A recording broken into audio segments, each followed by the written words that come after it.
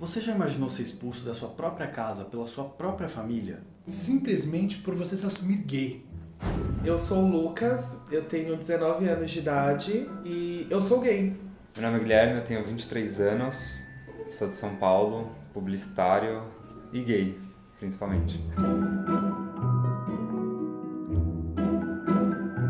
Na primeira série, foi a partir daí que eu percebi que eu me senti estranho. Bem novo, eu já via que eu era diferente dos garotos da escola, já me sentia meio fora do grupinho. Era bem difícil comigo mesmo me aceitar, sabe? Então eu tinha medo da minha família, eu tinha medo dos meus amigos, do que as pessoas iam achar. A minha família, eles sabiam, minha mãe sempre alertou, só que eles nunca aceitavam. E quando eu decidi contar pra todos da família que eu era gay, eu morava com a minha avó, porque meu pai já tinha falecido, meu pai faleceu quando eu tinha 10 anos de idade, e minha mãe, ela não queria criar a gente. Foi uma coisa muito louca. Eu tinha o costume de, na escola, na 8ª série no fundamental, pegar a maquiagem da minha melhor amiga, me maquiar, porque eu gostava de um menininho da sala do lado. E eu queria super impressionar eles. E um belo dia eu esqueci de tirar a maquiagem e cheguei em casa. E era um dia chuvoso, eu lembro como se fosse hoje. É um momento que eu nunca vou esquecer na minha vida. E nesse dia eu comprei um guarda-chuva lilás. E cheguei em casa com guarda-chuva lilás. Falei assim, vó, eu comprei um guarda-chuva, tá? Pra mim poder ir trabalhar e poder ir pra escola. A minha avó pegou aquele guarda-chuva e quebrou em mim. Você não é uma menina.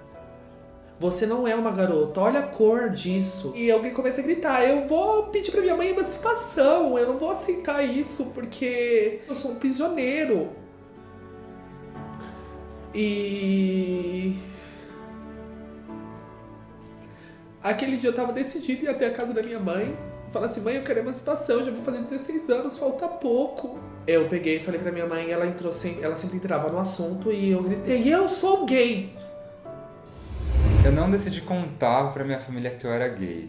Eu me vi numa situação meio que obrigado por amigos serem gays e estarem sempre perto. Um dos casos que me fez sair do armário, digamos assim, foi um casal de amigos meus que estava em casa assistindo alguma coisa e meu pai chegou e os dois estavam abraçados.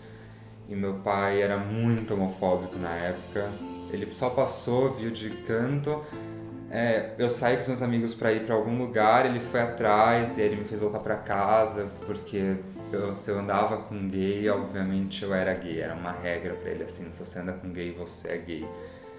E aí foi a noite que ele resolveu que tinha que me tirar do armário, que me bateu, enfim, todo aquele drama gigante familiar. E no dia seguinte, meus pais são divorciados, no dia seguinte eu liguei pra minha mãe e saí de casa pela primeira vez, da casa do meu pai.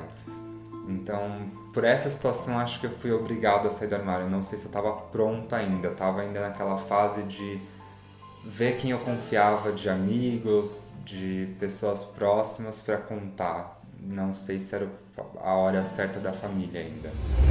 Passou 5 minutos que ela falou, a minha avó ligou pra ela e falou assim, fala pra ele nem voltar pra cá.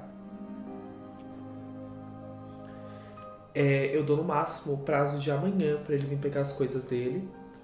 Ou eu taco na rua e taco fogo, ou faço qualquer coisa pra não ter as coisas dele dentro da minha casa. E aquele momento, tipo, eu falei assim, o que eu vou fazer da minha vida? Pra onde que eu vou ir? A minha mãe olhou pra minha cara e falou assim, eu não posso colocar você dentro da minha casa por causa do seu padrasto. Eu pensei assim, minha mãe vai me acolher. Ela vai me trazer pra dentro da casa dela. Eu fui expulso alguns anos depois pela minha avó. Então teve todo esse episódio com meu pai, eu saí de casa meio que forçado porque ele foi muito agressivo. Ele bateu minha cabeça na parede, aí eu corri pro telefone pra ligar pra alguém e ele quebrou o telefone na minha cabeça e ele escondeu o celular que eu tinha na época. Foi bem traumatizante, eu fiquei 3 anos sem falar com meu pai. Foi no dia seguinte, eu lembro de me esconder no guarda-roupa da minha avó paterna que morava com a gente, com medo dele acordar e vir querer tirar mais satisfação, vir querer brigar mais comigo. Então eu lembro que eu literalmente entrei no armário e fiquei lá até a hora que eu vi que ele saiu pra trabalhar e foi onde eu saí correndo. Eu liguei pra minha mãe e falei assim, você precisa me buscar agora, porque eu não posso ficar aqui mais um segundo. Dormi na casa da minha mãe aquela noite. E no outro dia, ela me acordou bem cedo e falou assim, ó, tô indo trabalhar, você já pode ir embora. Com essas palavras. Como eu tinha um vínculo muito forte com uma patroa minha, eu liguei pra ela e contei toda a situação. Olha, aconteceu isso, isso e isso, eu tô passando por tal situação e eu não tenho onde morar mais. E amanhã eu não sei pra onde que eu vou. Eu cheguei a pensar, tipo, eu não quero mais viver. Eu pensei nesse momento. E eu fui morar com a minha avó materna. Eu falava com a minha mãe, mas eu não podia morar com ela devido às brigas que eu tinha com meu padrasto. E um dia minha avó, eu lembro que eu tava no telefone com um ex-namoradinho que eu tinha, ela ficou na porta do quarto ouvindo lá de fora, e a hora que eu desliguei, ela entrou furiosa no quarto, que eu enganava ela, que eu não era a pessoa que ela pensava que eu era. Ela falou sobre ter vergonha de mim, tipo, você é meu neto mais velho, eu sempre andei de mão dada com você na rua e agora você é uma vergonha pra mim. Ela começou a jogar minhas coisas pra fora do quarto e me colocou na rua assim, simplesmente. Tipo, você não fica na minha casa mais um segundo de noite sem saber se eu tinha pra onde ir. Sabendo que eu não falava com meu pai, sabendo que eu tinha uma relação distante com a minha mãe devido ao meu padrasto. Então eu me encontrei num momento que eu não tinha o que fazer. E eu passei uma noite na estação de ônibus e eu lembro que eu dormi sentado na estação, até que uma das minhas amigas de infância comentou com a mãe dela o que estava acontecendo, e a mãe dela me ligou no mesmo momento e falou assim, como assim você não veio pra minha casa? E aí, depois de um dia que eu fiquei fora de casa, ela me acolheu por 1 ano, até eu completar os 18. E aí foi assim, a minha salvação. O que você sente pela sua mãe? Desses últimos 4 anos pra cá, eu acho que eu fui conseguindo desenvolver algum tipo de amor por ela, tentando eliminar e esquecer tudo. Tudo, não guardar nenhum rancor. De todos os filhos, eu sou o único que voltei e que amo ela de verdade. Você perdoa sua mãe?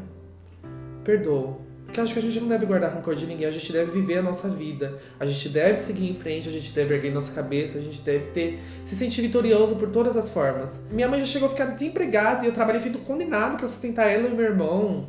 Minha mãe ficou doente recentemente, teve que tirar os seios, fui eu que cuidei dela. Quem diria que a vida daria toda essa volta? Eu não desisti na minha vida. Por tanta coisa que eu passei. Eu cheguei a catar latinha, fazer necessidades em sacolinhas plásticas e jogar em latão de lixo na periferia. Roubar, quando eu era mais novo, bolacha pra poder dar pro Vitor, pro meu irmão. E eu não desisti. Não há motivos pra guardar rancor ou pra ficar com raiva de pessoas, assim, sabe? Então, eu tava de bem comigo mesmo. Eu tava seguindo a minha vida. E com meu pai, o tempo passou. Foram dos 15 aos 19 sem falar com ele. Ele tinha muitas ideias na cabeça dele do que eu iria me tornar por ser gay. E 4 anos depois, quando ele viu que eu trabalhava, eu me sustentava, eu tinha uma relação séria, eu acho que muita coisa que ele acreditava caiu por terra. Muita coisa que ele acreditava, ele viu que eram erros. E ele me pediu para voltar a morar com ele. E 1 mês depois que eu voltei, meu pai teve 2 AVCs e ficou de cama durante 1 ano antes de falecer. Então, acho que eu voltei no momento certo, porque eu ajudei a cuidar dele. Foi importante pra mim pelo simples fato, tipo, de ele virou as costas pra mim quando eu precisava, ele foi extremamente errado comigo. E eu não ia fazer a mesma coisa, entendeu? Eu tava provando pra ele que eu poderia ser gay ou eu poderia ser qualquer coisa, que eu sempre ia ser o filho dele, a mesma pessoa, e que eu tava ali para ele, eu tava cuidando dele.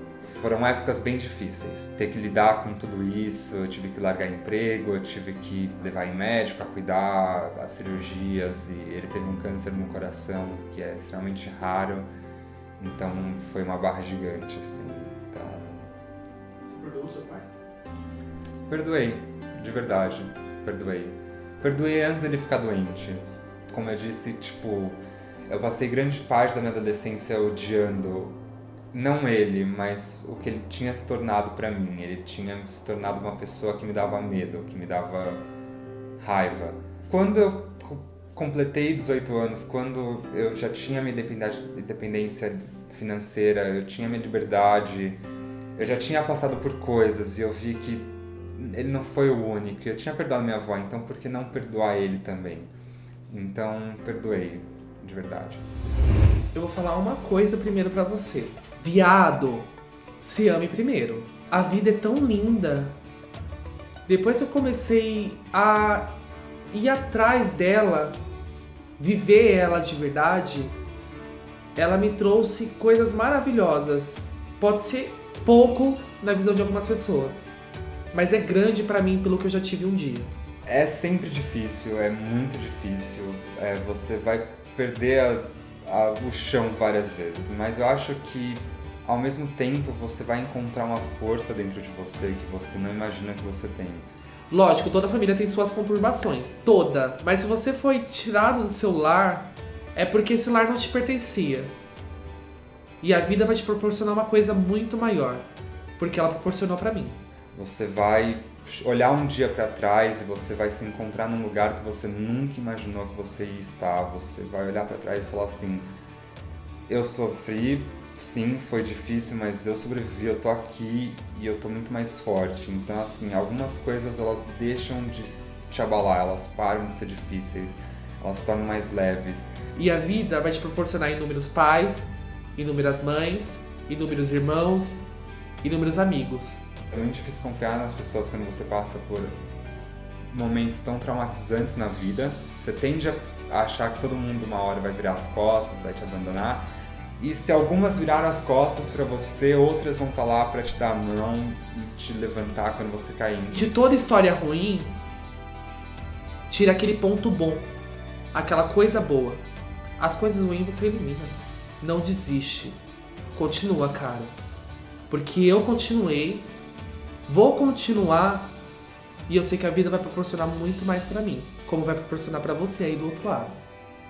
Por mais que pareça que você não tem um futuro à frente, por você não ter ninguém do seu lado, você tem a pessoa mais importante do seu lado, que é você mesmo, e isso vai te levar muito mais longe do que você imagina. Eu sei que é muito difícil, passei por isso, mas é só continuar acreditando em você e é só continuar vivendo um dia de cada vez, lutando, que você vai chegar onde você quiser chegar.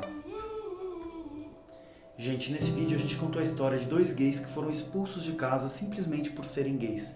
Mas além deles, tem milhares de pessoas pelo Brasil inteiro que passam por isso. Não só gays, mas lésbicas, bissexuais e principalmente transexuais. Por isso a gente veio aqui para pedir a sua ajuda para esse projeto super lindo e sério. O Casa 1 do Irangiuste. Essa é uma campanha para arrecadar fundos para criar um abrigo para pessoas LGBT nessa situação. Se cada um que assistir esse vídeo contribuir com um pouquinho, a gente torna esse sonho realidade.